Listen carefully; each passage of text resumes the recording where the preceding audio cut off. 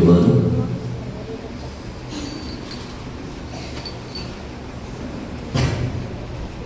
గడ్డ మైత్రి వారు వచ్చి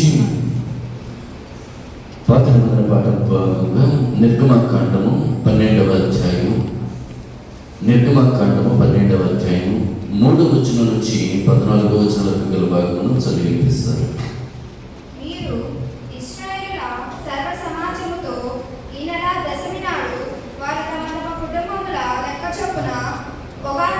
ఒక్కొక్కడు గొర్రె పిల్లనెన్నను మేక పిల్లనెన్నను అనగా ప్రతి ఇంటికి ఒక గొర్రె పిల్లనెన్నను ఒక మేక పిల్లనెన్నను తీసుకొనవలెను.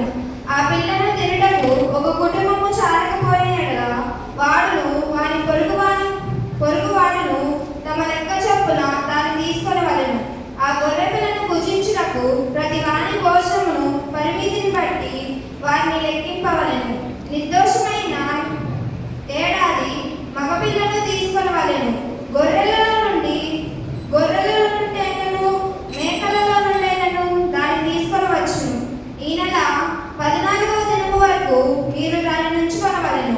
తరువాత ఇశ్రాయేలుల సమాజము వారందరూ తమ తమ కూటములలో సాయంకాలమందు దాన్ని చంపి దాని రక్తము కొంచెం తీసి తాము దాన్ని తిని ఇండ్ల ద్వారా బంధపు 2 నిలుపు గుమ్మల మీదను పైకమ్మి మీదను చల్లి ఆ రాత్రియే వారు అగ్ని చేత కాల్చబడిన ఆ మాంసమును పొంగని రొట్టెలతో తినవలెను.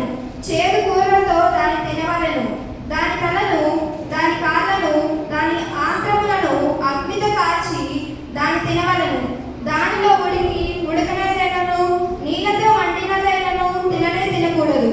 ఉదయకాలం వరకు దానిలో ఏదియు మిగిలింపకూడదు.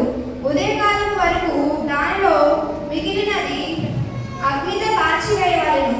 మీరు దానిని తినవలసిన విధానం ఏమనగా, మీ నడుము కట్టుకొని మీ చెప్పులు తొడుగుకొని మీ కర్రలను చేత పట్టుకొని త్వరపడుచు దాన్ని తినవలెను.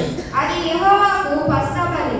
ఆ రాత్రి నేను ఐగుప్తు దేశమందు సంచరించి ఐగుప్తు దేశమందలి మనుషులలోనే గాని జంతువులలోనే గాని తొలి సంతతి అంతయు హతము చేసి ఐగుప్తు దేవదూతలందరికీ తీర్పు తీర్చెదను.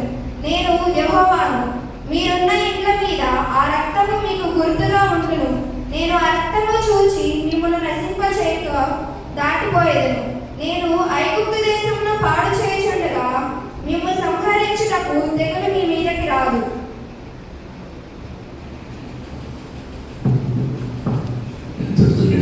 ఏర్పాటు చేయకుండా పాత నిబంధన పాఠం ముగియవలసింది. క్రొత్త నిబంధన పాఠంగా పరిశుద్ధుడైన లూకా వ్రాసిన సువార్త 22వ అధ్యాయం. లూకా సువార్త 22వ అధ్యాయం 7వ వచనం నుంచి 13వ వచనం వరకు గల భాగమును కోరపాటి తేజ వచ్చి చదివిపిస్తాడు.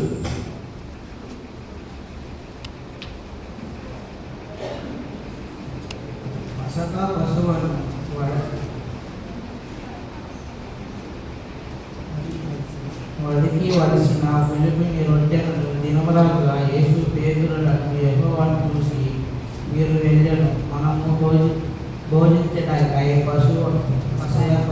పశువులను మరొకరికి సిద్ధపరిచింది. వాళ్ళు పంపడానికి వారు నేనంటగా సిద్ధపరచబడుతున్నాను. ఆయనకు అడగగా ఆయన, ఇదిగో మీరు పట్టణంలోకి ప్రవేశించండి, నీళ్ళు కొండ మోసుకొని పోవచ్చును.